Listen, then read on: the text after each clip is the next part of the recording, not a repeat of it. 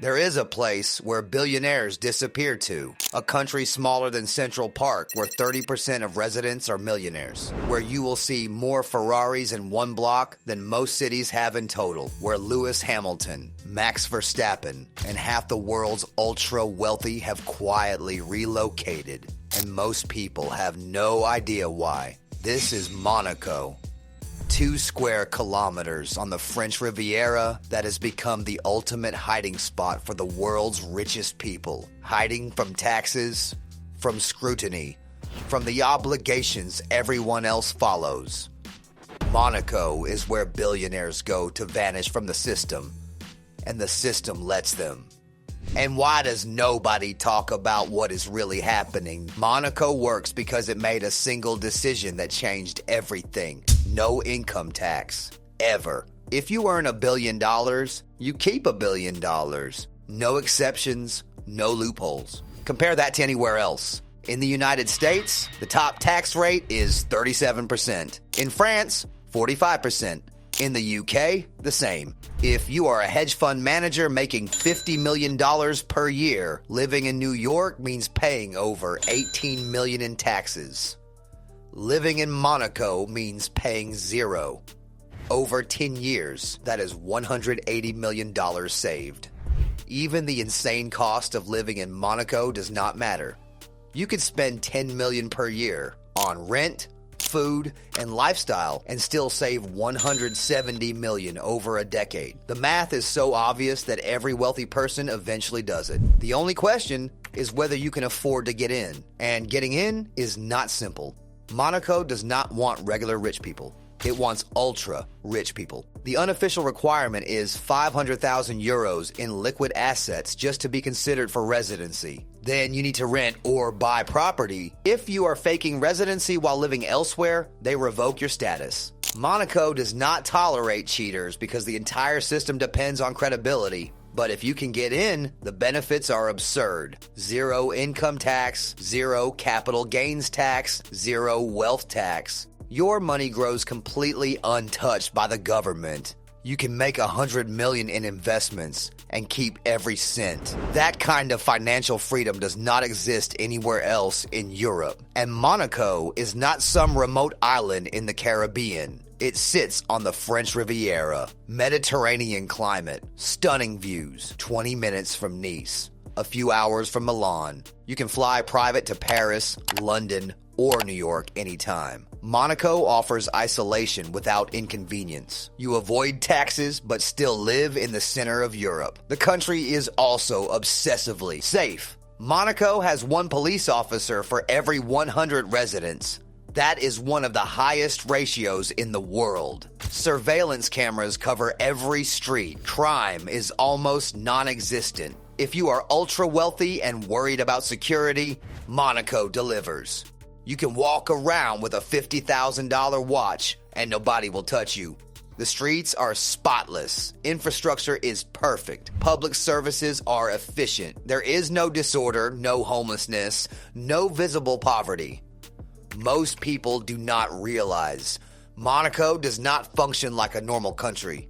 It is more like a private club that happens to have borders. The people who live there are members. Everyone else is staff. Monaco has around 40,000 residents, but tens of thousands more people work there. The entire service class is outsourced. This is Monaco's genius. It gets all the benefits of having a functioning city without any of the costs. No affordable housing crisis, no public schools for working class families, no healthcare burden. All of that is France's problem. Monaco just imports labor because Monaco benefits France too. Those workers earn wages in Monaco and spend them in France. Tourists visiting Monaco stay in French hotels. Wealthy French citizens use Monaco to avoid French taxes, but they still spend money in France. Shutting down Monaco would hurt the French economy, so they leave it alone. The European Union also ignores Monaco. Technically, Monaco is not in the EU, but it uses the euro. It has open borders with EU countries. It operates as if it were part of Europe. The EU could pressure Monaco to change, but that would require all member states to agree. And too many powerful people in those countries use Monaco themselves, so nothing happens. When international pressure on tax havens increased in the 2000s, Monaco adapted. It started sharing some financial information with other governments. Not everything, just enough to avoid being blacklisted. Monaco gave up a little secrecy to protect its core advantage: zero income tax. That was always non-negotiable, and the strategy worked. Monaco is still here, still tax-free, still attracting the ultra-wealthy. The population keeps growing. Property prices keep rising. More billionaires keep arriving. The system is not collapsing. It is expanding. Walk through Monaco and the wealth is overwhelming. Ferraris and Lamborghinis are normal cars. The harbor is packed with super yachts worth hundreds of millions. Penthouse apartments sell for over 100 million euros. Monaco is not just wealthy, it is a different level of wealth that most people cannot even comprehend. And the people living there are not hiding. Lewis Hamilton lives in Monaco. So does Max Verstappen, Novak Djokovic, Bono, dozens of other celebrities and athletes. They talk openly about living there to avoid taxes. Monaco also cultivates this image deliberately. The Monaco Grand Prix is one of the most famous races in Formula One. The Monaco Yacht Show attracts the biggest super yachts on Earth. Luxury brands sponsor events in Monaco because that is where their customers live. But Monaco is not invincible. It faces real threats. Climate change is the biggest one. Monaco is at sea level. Rising oceans could flood parts of the country. The government is building seawalls, but if sea levels rise significantly, waterfront property loses value. And if property values drop, the wealthy leave. Monaco's entire economy is based on real estate. If that collapses, everything collapses. International coordination is another threat. If the United States, EU, and other major economies decided to crack down on Monaco together, they could force change. Sanctions, travel restrictions, financial penalties for anyone using Monaco to avoid taxes, but that level of coordination is unlikely. The ultra-wealthy have too much influence. They lobby governments. They fund campaigns. They make sure Monaco stays protected. Monaco also depends on inequality. The system only works because a small number of people control a massive amount of wealth. If wealth were distributed evenly, there would be no ultra-rich people looking for tax havens.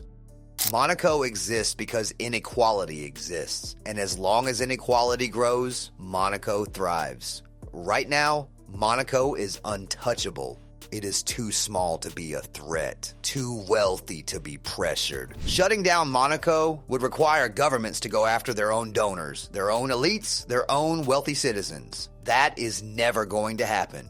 Monaco is not a loophole. It is a feature of the global financial system, a place where the rules do not apply if you can afford it. And the people who live there are not breaking laws. They are just playing a game most people do not even know exists. Monaco proves something uncomfortable. If you have enough money, you can opt out. You can stop paying taxes. You can live in a beautiful, safe, perfectly maintained country while everyone else funds the infrastructure that protects your wealth, and nobody will stop you because the system was designed to let you do exactly that.